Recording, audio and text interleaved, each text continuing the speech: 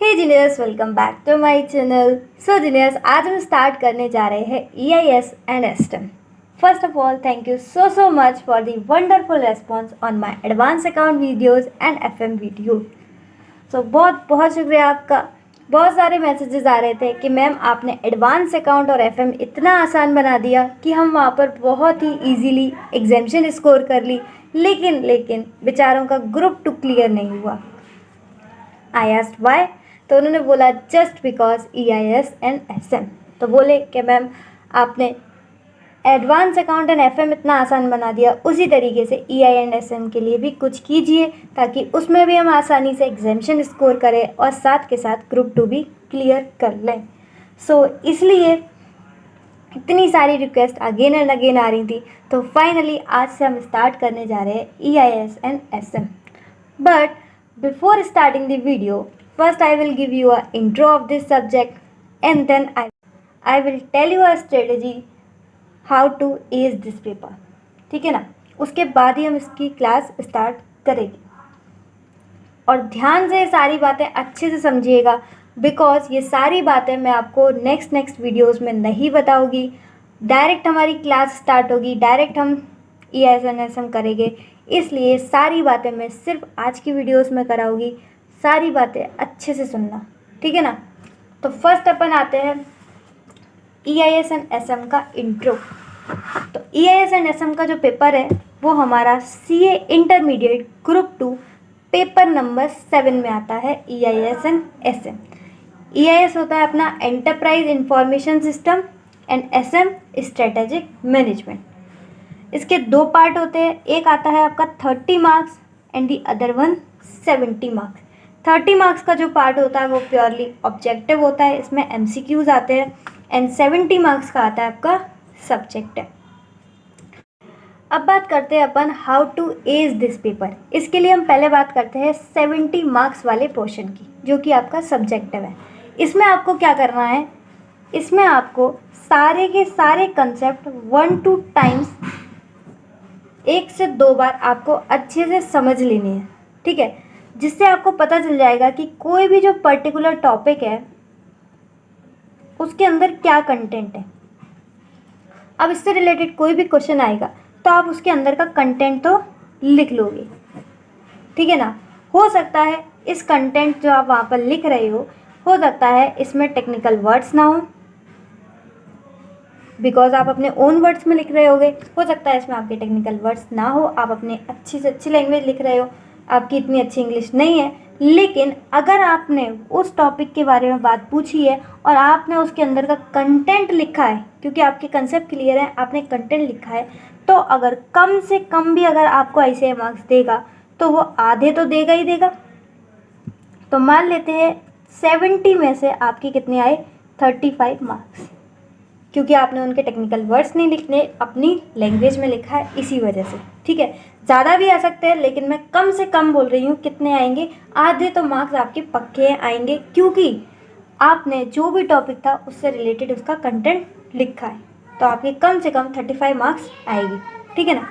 अब बात करते हैं 30 मार्क्स की, जो कि है ऑब्जेक्टिव, यानी कि इसमें आएंगे आपके MCQs।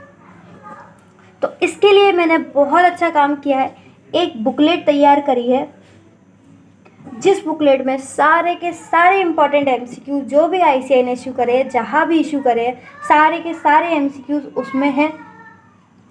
तो इसको अगर आप करते हो तो आपके 30 आउट ऑफ 30 मार्क्स आने के बिल्कुल चांसेस हैं, ठीक है।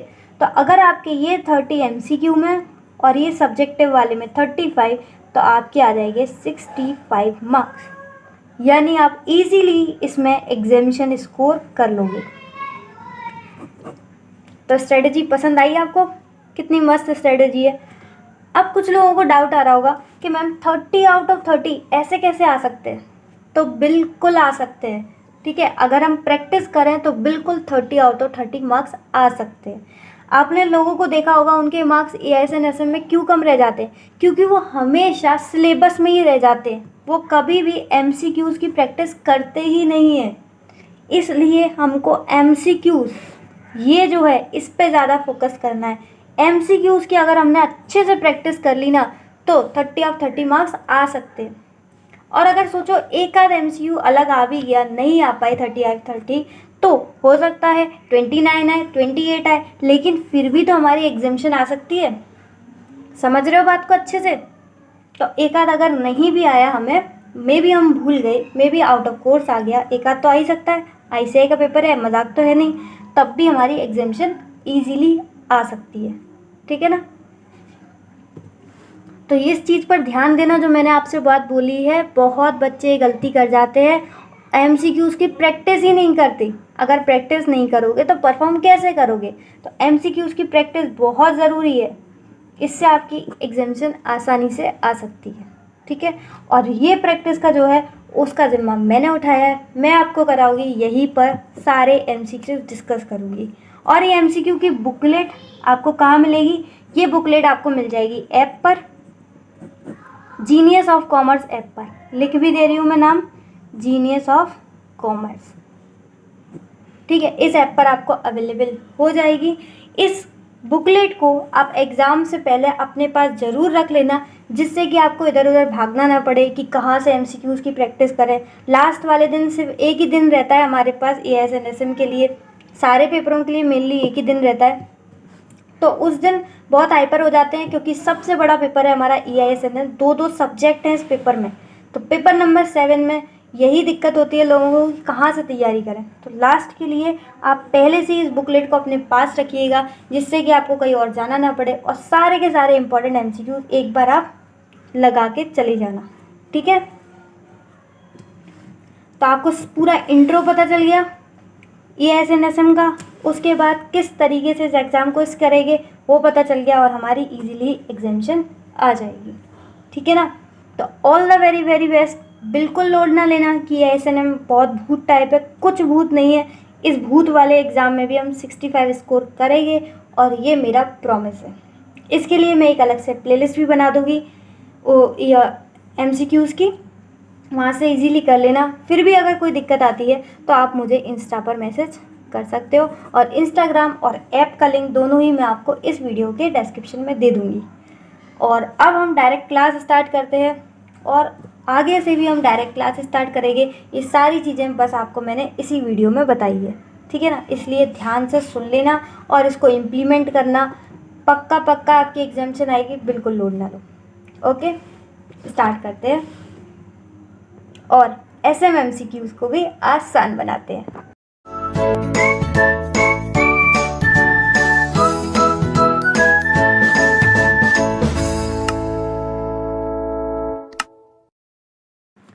CA intermediate paper 7B strategic management, जिसका चैप्टर नंबर है 1 इंट्रोडक्शन टू स्ट्रैटेजिक मैनेजमेंट। तो सबसे पहले आते हैं इसके MCQ number 1। Strategy is a game plan used. Strategy एक गेम प्लान है जो कि क्यों यूज़ किया जाता है, हम स्ट्रैटेजी को क्यों यूज़ करते हैं। The options are to take market position, ताकि हम क्या कर सके, मार्केट में अपनी एक अच्छी पोजीशन बना सके। To attract and satisfy customers, customers को अट्रैक्ट कर सके और साथ के साथ उन्हें सेटिस्फाई भी कर सके। To response to dynamic and hostile environment. Hostile का मतलब होता है अनसर्टेन। जो भी वर्ड्स आपको लगे कि मेरे लिए नए हैं, उसको साथ के साथ आप वहीं पर लिख लीजिएगा। ठीक है? To respond to dynamic and hostile environment, मतलब जो एनवायरनमेंट बार बार चेंज हो जाता है, जो अनसर्टेन एनवायरनमेंट है, उसको रेस्पॉन्ड करने के लिए भी हम किसको यूज़ करते हैं, स्ट्रेटजी को। तो स्ट्रेटजी हम तीनों के लिए यूज़ करते हैं, मार्केट पोजीशन लेने के लिए, कस्टमर्स को अट्रैक्ट और सेटिस्फाई करने के लिए, और जो एनवायरनमेंट बार बार चेंज हो जाता है, अनसर्टेन एनवायरनमेंट है, उसको भी रेस्पॉन्ड करने के लिए। तो strategy is a game plan use. इसका आंसर आ जाएगा आपका D, option number D, all of the above. ठीक है ना? क्लियर हुआ? Second, which of the following is correct, यानी कि इन चारों ऑप्शन में से कौन सा ऑप्शन करेक्ट है। पहला, strategy is always pragmatic and not flexible. क्या बोल रहे हैं, स्ट्रेटजी आपकी फ्लेक्सिबल नहीं है, ऐसा बिल्कुल नहीं होता। Strategy should be flexible. Strategy flexible होनी चाहिए, जिससे कि कभी कुछ गड़बड़ हुई तो हम उसे चेंज कर सकें, ठीक है। तो स्ट्रेटजी रिजिड नहीं होनी चाहिए, स्ट्रेटजी कैसी होनी चाहिए, फ्लेक्सिबल होनी चाहिए, लेकिन यहाँ पर लिखा है नॉट फ्लेक्सिबल, इसलिए ये ऑप्शन गलत है। Option number B, strategy is not always perfect, flawless and optimal. बिल्कुल सही बात है, स्ट्रेटजी हमेशा परफेक्ट, फ्लॉलेस एंड ऑप्टिमल नहीं होती। परफेक्ट का मतलब क्या होता है, एकदम मस्त परफेक्ट। फ्लॉलेस का मतलब होता है कोई मिस्टेक ही ना हो, तो ऐसा ज़रूरी नहीं है, स्ट्रेटजी में हो सकता है कभी कभी कुछ मिस्टेक्स हो जाए। एंड ऑप्टिमल, ऑप्टिमल का मतलब होता है बेस्ट। परफेक्ट का मतलब परफेक्ट, फ्लॉलेस का मतलब होता है जिसमें मिस्टेक्स नहीं होती। कभी हम किसी से कहते हैं ना तुम्हारी स्किन बहुत फ्लॉलेस है, मतलब तुम्हारे में कोई भी मतलब गलतियां नहीं है, कोई भी स्किन में कुछ भी नहीं है, एकदम फ्लॉलेस है, ऐसे एडवर्टाइजमेंट आते हैं क्रीम वगैरह के। ऑप्टिमल का मतलब बेस्ट, ठीक है ना। तो स्ट्रेटजी हमेशा परफेक्ट, फ्लॉलेस एंड ऑप्टिमल नहीं होती, इसका मतलब ये ऑप्शन करेक्ट है। ये स्टेटमेंट बिल्कुल करेक्ट है कि स्ट्रेटजी हमेशा परफेक्ट, फ्लॉलेस एंड ऑप्टिमल नहीं होती। अच्छा, पहले वाले ऑप्शन में आपको प्रैग्मेटिक का मतलब पता है, ये आपके लिए हो सकता है किसी किसी के लिए नया वर्ड हो। प्रैग्मेटिक का मतलब होता है प्रैक्टिकल। जैसे हम किसी से बोलते हैं ना कि यू आर मतलब आप प्रैग्मेटिक हो, क्यों बोलते हैं, क्योंकि वो जो है अपनी प्रॉब्लम्स को डील करता है प्रैक्टिकल वे में। तो जो भी बंदा अपनी प्रॉब्लम्स को डील करता है प्रैक्टिकल वे में, उसको हम बोलते हैं यू आर अ प्रैग्मेटिक। तो प्रैग्मेटिक का मतलब क्या होता है, प्रैक्टिकल। और जिसको हिंदी में समझ में आए अच्छे से वो उसको मैं बता दूं, यथार्थवादी, न कि सिद्धांतवादी। अब अच्छे समझ में आएगा, यथार्थवादी न कि सिद्धांतवादी। इसका मतलब क्या है कि वो यथार्थवादी है, वो सारी की सारी अपनी प्रॉब्लम किस तरीके से डील कर रहा है, प्रैक्टिकल वे में, ना कि सिद्धांतवादी, यानी कि पुराने जो भी सिद्धांत है, जो भी प्रिंसिपल्स हैं, उनको फॉलो न करके वो सारे को सबको डील कैसे करता है, प्रैक्टिकल वे में। तो प्रैग्मेटिक मुझे लगता है अब इस वर्ड को आप नहीं भूलोगे। जिस पर हम इतना डिस्कशन कर लेते हैं वो वर्ड हम कभी भी नहीं भूलते, इसलिए मैं ज़्यादा से ज़्यादा डिस्कशन कर रही हूँ ताकि ये MCQs एकदम आपके परफेक्ट हो जाए। चलो आगे बढ़ते हैं तीसरे MCQ पर। स्ट्रेटजी क्या है, proactive in action, reactive in action, या फिर a blend of proactive and reactive actions. मतलब क्या खाली स्ट्रेटजी प्रोएक्टिव है, क्या पहले से ही सारे प्लान बनते हैं, या फिर कुछ ऐसा भी है कि हम रिएक्ट भी कर सकते हैं, या फिर थर्ड ऑप्शन है कि वो दोनों है, प्रोएक्टिव एंड रिएक्टिव। तो स्ट्रेटजी दोनों है, strategy is a blend of proactive and reactive action. इसमें हम वो भी बनाते हैं कि पहले से हम क्या कर सकते हैं, और अगर बाई चांस कुछ गलत हुआ तो उसके लिए हम कुछ रिएक्टिव भी करते हैं। जैसे कि हमें पहले ही पता थी कि एनवायरनमेंट कैसा है, हॉस्टाइल एनवायरनमेंट, यानी कि अनसर्टेन एनवायरनमेंट में कुछ भी हो सकता है चेंज, तो हम उसके लिए एक रिएक्टिव स्ट्रेटजी भी बनाते हैं ताकि हम उसको भी कोप अप कर सकें। तो इसका आपको आंसर तो पता ही चल गया कि option number C is the correct answer, और इसकी एक्सप्लेनेशन भी पता चल गई होगी कि सी आंसर करेक्ट क्यों है। साथ के साथ इस पर स्टार भी मार्क कर लेना, ये क्वेश्चन इम्पॉर्टेंट है, MCQ के लिए तो इम्पॉर्टेंट है ही है, साथ के साथ आपका जो 70 मार्क्स का डिस्क्रिप्टिव आता है उसके लिए भी ये इम्पॉर्टेंट है, ठीक है ना। बहुत बार एग्जाम में आ चुका है, बार बार यही पूछते हैं कि स्ट्रेटजी क्या है, एक ब्लेंड है प्रोएक्टिव एंड रिएक्टिव एक्शंस का, या फिर इस तरीके की आ जाएगा कि strategy is partly proactive and partly reactive. उसके लिए आप इस तरीके की एक्सप्लेनेशन दे के आइएगा, आपके full out of full marks आ जाएंगे, ठीक है ना। तो इस तरीके के क्वेश्चन इंपॉर्टेंट है जो कि बहुत बार एग्जाम में आया, मतलब ये क्वेश्चन तो इतना फेवरेट है इंस्टीट्यूट का, कितनी बार दे चुके हैं। चलो बढ़ते हैं नेक्स्ट MCQ पर। MCQ number 4, reactive strategy can also be termed as, मतलब रिएक्टिव स्ट्रेटजी का दूसरा नाम पूछा है। तो पहला है प्लान्ड स्ट्रेटजी। देखो प्लान्ड स्ट्रेटजी किसका नाम है, प्रोएक्टिव का। प्लान्ड स्ट्रेटजी किसका नाम है, प्रोएक्टिव स्ट्रेटजी का, जो हम पहले से बना के रखते हैं, पहले से जो प्लानिंग की जाती है उसके लिए। तो प्लान्ड स्ट्रेटजी किसका नाम हो गया, प्रोएक्टिव का, और हमें किसका ढूंढना है, रिएक्टिव स्ट्रेटजी का। दूसरा है अडप्टिव स्ट्रेटजी, यही आपका आंसर सही है, क्योंकि रिएक्टिव स्ट्रेटजी का दूसरा नाम होता है अडप्टिव स्ट्रेटजी। जिस तरीके से हम चेंजेस को अडप्ट करते हैं, जिस चेंजेस को हम कोप अप करते हैं, ठीक है, उसी को हम बोलते हैं रिएक्टिव स्ट्रेटजी और adaptive strategy. MCQ number 5, formulation of strategy and their implementation in a strategic management process is undertaken। बोल रहे हैं स्ट्रेटेजिक मैनेजमेंट प्रोसेस का फॉर्मुलेशन, आपको पेंसिल से दिख तो रहा है ना, और इम्प्लीमेंटेशन, इसलिए मैं साथ साथ बोल भी देती हूँ अगर किसी को ना दिख रहा हो तो बोल रहे हैं फॉर्मुलेशन कौन करता है और इम्प्लीमेंटेशन कौन करता है। तो देखो, फॉर्मुलेशन और इम्प्लीमेंटेशन दोनों ही चीज़ें सब लोग करते हैं, चाहे वो फॉर्मुलेशन करना हो, इम्प्लीमेंटेशन करना हो, दोनों ही कौन करते हैं, सब लोग करते हैं। सब लोग मतलब टॉप लेवल भी करता है, मिडल लेवल भी करता है और लोअर लेवल भी करता है। देखो, टॉप लेवल कौन सी, अपनी कॉर्पोरेट लेवल, तो वो कॉर्पोरेट की स्ट्रेटजीज बनाएंगे। मिडिल लेवल अपनी बिजनेस लेवल, तो पर्टिकुलर बिजनेस से रिलेटेड स्ट्रेटजी बनाएंगे। लोअर लेवल मतलब कि अपना फंक्शनल लेवल, वो अपनी जो पर्टिकुलर उनका फंक्शन रहेगा उस तरीके से बनाएंगे, जैसे प्रोडक्शन डिपार्टमेंट, मार्केटिंग मैनेजमेंट, इन सब की स्ट्रेटजी बनाएंगे, ठीक है। तो हर कोई स्ट्रेटजी बनाता है, यानी कि हर कोई स्ट्रेटजी को फॉर्मुलेट भी करता है और हर कोई स्ट्रेटजी को इम्प्लीमेंट भी करता है।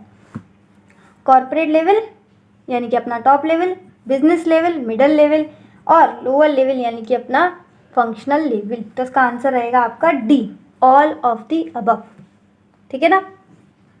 तो ये ध्यान रखना, चाहे फॉर्मुलेशन आए या फिर इम्प्लीमेंटेशन आए, सब कौन करते हैं, तीनों।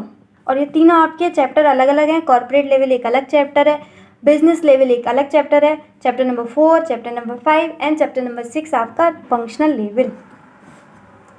अब आता है MCQ number 6, which of the following are responsible for formulating and developing realistic and attainable strategy. पिछले वाले क्वेश्चन की तरह, पिछले वाले में पूछा था फॉर्मुलेशन और इम्प्लीमेंटेशन, और यहाँ पर पूछा है खाली फॉर्मुलेशन। तो चाहे फॉर्मुलेशन की पूछे, चाहे इम्प्लीमेंटेशन की पूछे, या फिर फॉर्मुलेशन और इम्प्लीमेंटेशन दोनों की पूछे, आपका आंसर हमेशा क्या रहेगा, तीनों। कॉर्पोरेट लेवल भी बनाते हैं, बिजनेस लेवल भी बनाते हैं और फंक्शनल लेवल भी बनाते हैं। तो स्ट्रेटजीज कौन फॉर्मुलेट करता है, कॉर्पोरेट, बिजनेस एंड फंक्शनल, तीनों। तो इसका भी आंसर क्या हो जाएगा, D, all of the above, ठीक है ना। समझ में तो आया ना, दोनों में सेम ही चीज़ें। तो आप याद रखना, MCQ में ऐसे घुमा सकते हैं आपको, पहले खाली बोल सकते हैं फॉर्मुलेशन इम्प्लीमेंटेशन, इसमें आपको बोला है फॉर्मुलेशन, और हो सकता है MCQ में आ जाए इम्प्लीमेंटेशन। तो तीनों ही करते हैं, corporate level, business level, functional level, तीनों के तीनों स्ट्रेटजीज को फॉर्मुलेट भी करते हैं, इम्प्लीमेंट भी करते हैं, फॉर्मुलेट एंड इम्प्लीमेंट भी करते हैं। आ जाओ MCQ number 7, which of the following managers role is to translate the general statements strategies into concrete strategies of their individual business. तो देखो, इंडिविजुअल बिजनेस यानी कि अपने अपने बिजनेस का कौन स्ट्रेटजी बनाता है। तो इसका सिंपल आंसर है, अपने अपने स्ट्रेटजी का कौन बनाता है, बिजनेस लेवल। ये मैं आपको दिखा भी देती हूँ नोट से, एक सेकेंड।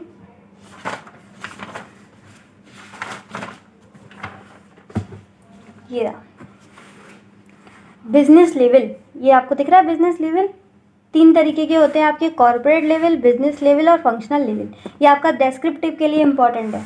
ये 3 लेवल्स इन ऑर्गेनाइजेशन, तीनों में से कोई भी आता है, मेनली कॉर्पोरेट लेवल ज़्यादा आता है, ठीक है। हाँ, तो मैं यहाँ पर दिखा रही थी कि बिजनेस लेवल क्या करते हैं, स्ट्रेटजीज बनाते हैं specific to their particular business. अपने अपने बिजनेस के लिए कौन बनाता है स्ट्रेटजी, बिजनेस लेवल। तो अब ऑप्शंस देखते हैं। पहला है सुपरवाइजर, सुपरवाइजर नहीं। CEO ऑफ द कंपनी, ये तो टॉप लेवल आ गया, कॉर्पोरेट लेवल नहीं। ऑल ऑफ द अबव तो होगा ही नहीं। अब यहाँ पर बिजनेस लेवल आंसर है ही नहीं, ऑप्शन में है ही नहीं, तो हम क्या करेंगे, बी, फंक्शनल मैनेजर को कर देंगे, ठीक है। सिलेक्ट करेंगे फंक्शनल मैनेजर को, क्योंकि देखो MCQ में आपको ज़रूरी नहीं है करेक्ट आंसर चुनना हो। MCQ में आपको चुनना पड़ता है मोस्ट अप्रोप्रिएट, जो सबसे सही लगे, ठीक है। तो अब इसमें करेक्ट ऑप्शन तो है नहीं है, करेक्ट ऑप्शन तो इसका बिजनेस लेवल है, लेकिन आपको मोस्ट अप्रोप्रिएट सेलेक्ट करना पड़ेगा। मोस्ट अप्रोप्रिएट में आपका सुपरवाइजर तो बिल्कुल नहीं आएगा, ये तो बिल्कुल लोअर लेवल पे आता है, जो आपके लोअर लेवल के नीचे जो फोरमैन सुपरवाइजर होते हैं। CEO ऑफ द कंपनी तो आएगा नहीं, क्योंकि ये कॉर्पोरेट लेवल होता है, तो इससे ऑल ऑफ द वेब भी हट गया, इसलिए हमारे पास एक ही ऑप्शन बचा, जो कि है फंक्शनल मैनेजर। ठीक है, उम्मीद है आपको समझ में आया हो। नेक्स्ट पर पहुँचते हैं, MCQ नंबर 8।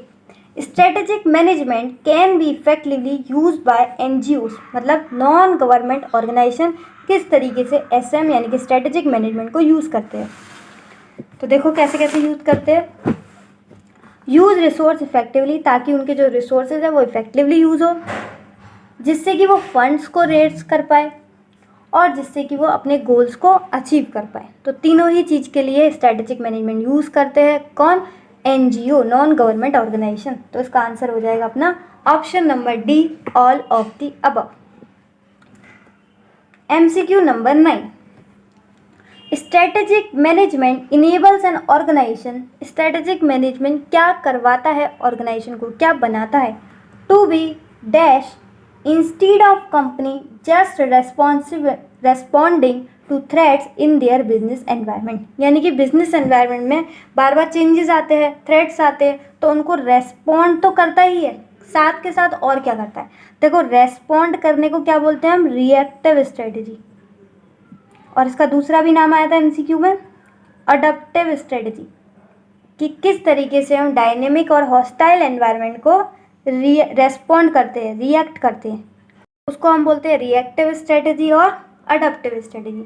लेकिन जो हमारा स्ट्रेटेजिक मैनेजमेंट है वो ऑर्गेनाइजेशन को ज़्यादा क्या बनाता है? तो वो ज़्यादा बनाता है प्रोएक्टिव, ताकि वो पहले से ज़्यादा प्लानिंग कर सकें और बाई चांस कुछ चेंजेस आ जाए तब वो रिएक्टिव भी कर सके। तो इन्होंने रिएक्टिव तो लिख दिया था, क्या नहीं लिखा था? प्रोएक्टिव। तो इसका ऑप्शन नंबर A आ जाएगा, B, proactive. Strategic management enables an organization to be more proactive instead of reactive. ये वाली लाइन याद आई होगी, ये स्ट्रेटेजिक मैनेजमेंट का एक इम्पोर्टेंस है। ये रहा, इसमें अगर आपको पहली वाली दिखे तो पहले वाले में क्या लिखा है? It helps us in being proactive instead of being reactive. वो ज़्यादा से ज़्यादा ऑर्गेनाइजेशन को क्या बनाना चाहता है? प्रोएक्टिव इंस्टीड ऑफ रिएक्टिव, कि ताकि वो पहले से ही असरटेन करे, पहले से ही एनवायरनमेंट को फोरकास्ट करके चले, हम ज़्यादा से ज़्यादा अच्छे से अच्छे प्लान बना सकें। ठीक है ना? और ये बाकी की इंपॉर्टेंस भी है, याद कर लेना इससे अच्छे से, क्योंकि ये क्वेश्चन आपका डेस्क्रिप्टिव में भी इम्पॉर्टेंट है, बहुत बार आ चुका है। इंपॉर्टेंस ऑफ स्ट्रेटेजिक मैनेजमेंट और लिमिटेशंस ऑफ स्ट्रेटेजिक मैनेजमेंट, तो दोनों को ही अच्छे से तैयार कर लेना। तो ये हमारा हो गया 9th वाला, इसका आंसर है बी, प्रोएक्टिव। ये तो बिल्कुल भी नहीं होगा, अवॉइड द थ्रेट्स। थ्रेट्स कैसे अवॉइड हो जाएंगे? ठीक है, हमें कोप अप करना पड़ेगा भाई। MCQ number 10। Read the following 3 statement. तो बोल रहे हैं इन तीनों स्टेटमेंट को रीड करो, करते हैं। Strategies have short range implication. बिल्कुल सही है, स्ट्रेटजी शॉर्ट रेंज भी होता है और लॉन्ग रेंज भी होता है। स्ट्रेटजी शॉर्ट रेंज भी होता है और लॉन्ग रेंज भी होता है। इन्होंने बोला है शॉर्ट रेंज, बिल्कुल सही है। स्ट्रेटजीज आर एक्शन ओरिएंटेड, तो बिल्कुल सही है, स्ट्रेटजी में एक्शंस भी होते हैं। देखो, स्ट्रेटजी में डिसीजंस तो होते ही होते हैं, हमें क्या करना है, और साथ के साथ ये भी बताया जाता है हम किस तरीके से करना है, तो एक्शंस ओरिएंटेड भी होते हैं। तो स्टेटमेंट नंबर 1 भी ठीक है, स्टेटमेंट नंबर 2 भी ठीक है। Strategies are rigidly defined. बोल रहे हैं स्ट्रेटजी कैसे होते हैं? रिजिड। बोल रहे हैं रिजिड, बिल्कुल गलत है। स्ट्रेटजी रिजिड नहीं, कैसे होते हैं? फ्लेक्सिबल। कैसे होते हैं? फ्लेक्सिबल। ये पहले भी हम MCQ कर सके, उसमें भी उन्होंने बोला था फ्लेक्सिबल नहीं होते, याद है आपको? यहाँ पर उन्होंने लिखा था फ्लेक्सिबल नहीं होते, मैंने आपको बताया था फ्लेक्सिबल होते हैं, रिजिड नहीं होते। देखो लिखा है यहाँ पर।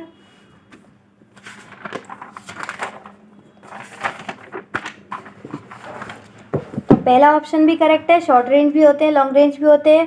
ऑप्शन नंबर 2 भी करेक्ट है, क्योंकि उसमें डिसीजंस भी होते हैं, एक्शंस भी होते हैं। लेकिन ऑप्शन नंबर 3 जो है, स्टेटमेंट नंबर 3 बिल्कुल गलत है। स्ट्रेटेजी रिजिड नहीं होते, बल्कि कैसे होते हैं? फ्लेक्सिबल। अब देखो क्वेश्चन, अभी तो उन्होंने सिर्फ हमें स्टेटमेंट पढ़ने के लिए बोला था, अब आते हैं क्वेश्चन की रिक्वायरमेंट क्या है। From the following combination select an alternative that represent statement that are true. बोल रहे हैं ऐसा ऑप्शन सेलेक्ट करो जिसमें खाली कौन से स्टेटमेंट आए, ट्रू वाले। तो हमारी तरफ से कौन कौन से स्टेटमेंट ट्रू है, पहला और दूसरा। तो हमें ढूंढना है पहला और दूसरा कहाँ है, तो पहला और दूसरा पहले ही ऑप्शन में, तो ऑप्शन नंबर ए इसका करेक्ट हो जाएगा। तो 10th MCQ आ गया ऑप्शन नंबर ए। तो 10 के 10 MCQs हमने एक ही वीडियो में कंप्लीट कर लिए। उम्मीद है आपको MCQs एकदम अच्छे से समझ में आया हो, उसके पीछे जो कंसेप्ट है वो भी समझ में आया हो। और आप थोड़े से कमेंट कर सकते हो, फीडबैक बता सकते हो सबसे पहले तो इसका। उसके बाद इसके साथ साथ अगर कुछ सजेशन है कि MCQ किस तरीके से कराने चाहिए, लाइक मुझे थोड़ा वेट करना चाहिए, उसके बाद आप सेलेक्ट करो। और वैसे मैं जब तक एक्सप्लेन करती हूँ तब तक आप सेलेक्ट कर ही लेते होगे, है ना। तो जो भी सजेशंस हो, जो भी फीडबैक हो, इस वीडियो में दे देना, जिससे कि नेक्स्ट जब मैं चैप्टर की कराऊँ, और इसमें भी थोड़े से MCQs और रह गए हैं तो वो भी कराने हैं। आज थोड़ी स्ट्रेटजी वगैरह बताई थी, इसलिए टाइम ज़्यादा लग गया, इसलिए मैंने सोचा इस वीडियो में हम MCQs कम रखते हैं। चैप्टर नंबर 1 का पार्ट 2 भी बना लेंगे, ठीक है, उसमें और भी MCQs डिस्कस कर लेंगे। ये सारे के सारे MCQs पहले भी मैंने आपको बताया बहुत इंपॉर्टेंट है, इसलिए अच्छे से करके आना। ये शीट कहाँ मिलेगी आपको, genius of commerce app download करनी है, वहाँ पर मिल जाएगी। कोई भी दिक्कत अगर फिर भी है तो मुझे इंस्टाग्राम पर आप मैसेज कर देना, ठीक है। जो भी फीडबैक हो, सजेशन हो, ज़रूर इस कमेंट बॉक्स में डाल देना। तो आज के लिए बस इतना ही। If the video is helpful for you then hit the like button, share with your mates as well if it deserves, and या डू सब्सक्राइब नाउ। जैसे कि मैंने आपको बोला था नए नए सब्जेक्ट आएंगे, तो स्ट्रेटेजिक मैनेजमेंट आ चुका है, इस तरीके से और भी आएंगे, तो सब्सक्राइब ज़रूर कीजिएगा। इसी तरीके से खुश रहिए, मुस्कुराते रहिए। मिलते हैं नेक्स्ट वीडियो में, तब तक के लिए bye bye, be happy always.